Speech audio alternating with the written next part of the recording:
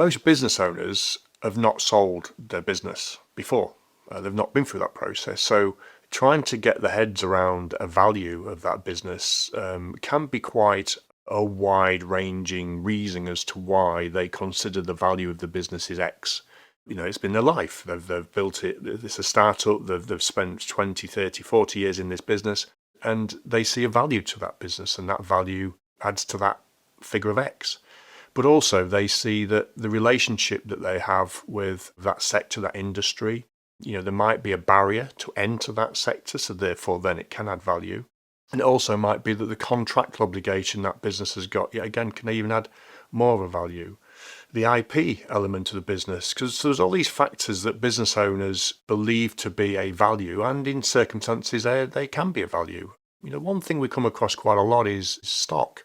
People believe that the stock is an added value to the value of the financial metrics of the business because it's an asset.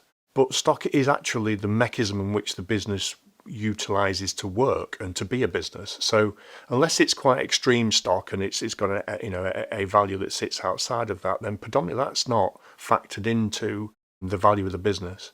Predominantly the value of the business is rated from an EBITDA perspective, earnings before interest, tax, depreciation and amortization, and then a factor is added to that from a measurement of how companies in that sector have sold in the previous years, and that multiple is then applied to it.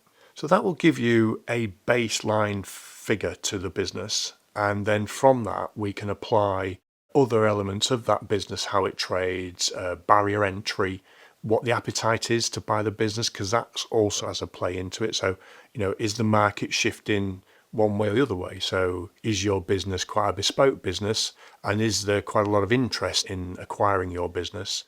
Is your business the opposite way around? Is it one of many, and therefore there's not many buyers that want to buy it? So all these factors are looked at from a perspective of value, but the business owner does tend to overvalue their business.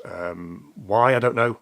Maybe it's because of a business sold not so long ago for this amount of money, or maybe someone in the pub told me this, and maybe the accountant have said that.